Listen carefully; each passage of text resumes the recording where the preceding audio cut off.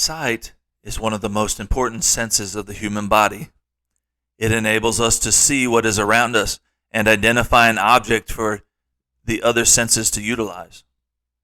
Matthew 6, verses 22 and 23 reads, "The light of the body is the eye. If therefore thine eye be single, thy whole body shall be full of light. But if thine eye be evil, thy whole body shall be full of darkness.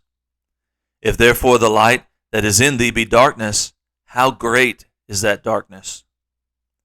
You are not supposed to allow evil things to come before your eye, or choose to perceive anything in a way that would be tempting or sinful. It would be best if you were careful what you watch and place in front of your eyes. I was blind, but now I see," John 9:25, is not always in the physical realm, especially for Christians. Kingdom sight gives us revelation to the mind of God, happenings on a spiritual level, and self-examination. When doing things through the eyes of Jesus, or you utilize kingdom sight, everything viewed should be done with mercy and with love, setting aside our critical nature and observing in the light of the dispensation of grace. According to the National Eye Institute, light passes through the cornea, the clear front layer of the eye. The cornea is shaped like a dome and bends light to help the eye focus. Some of this light enters the eye through an opening called the pupil. The iris, the colored part of the eye, controls how much light the pupil lets in. Next, light passes through the lens, a clear inner part of the eye. The lens works together with the cornea to focus light correctly on the retina. When light hits the retina, a light-sensitive layer of tissue at the back of the eye, special cells called photoreceptors turn the light into electrical signals. These electrical signals travel from the retina through the optic nerve to the brain.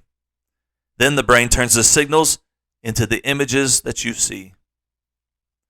The Word is our spiritual cornea and helps us bend the light so we can focus correctly. Prayer is the pupil and iris in our journey. This discipline allows for as much light to enter as we would allow. Preaching is the lens that works with the Word to focus the light.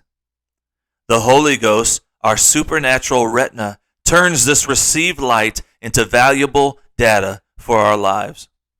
If any of these parts are missing, our vision becomes blurry and we are blinded by the lack of light entering our lives. Light is required to begin the process of seeing. In total darkness, the absence of light, we can perceive absolute nothingness. But with the minutest flicker of light, we can perceive things that have been there all along. The more light we place on the subject, the more defined and better the picture of our subject is presented. These observances led me to the conclusion that before we decipher situations and issues, we should seek the light. Then spake Jesus again unto them, saying, I am the light of the world. He that followeth me shall not walk in darkness, but shall have the light of life. John 8:12. The brighter the light, the more mercy and love, and the greater we may comprehend all things. We are called to rule and reign with Christ. I believe this is one of the most important senses that we can apply to life and disciple according to the Word with compassion. Christ, being the ultimate judge, set this standard in the books that he will open and are now forever settled in heaven. I appreciate someone who lets you know where they stand, and it's backed up by a black and white instruction or a regulation. You are always able to tell for sure where you stand with Jesus.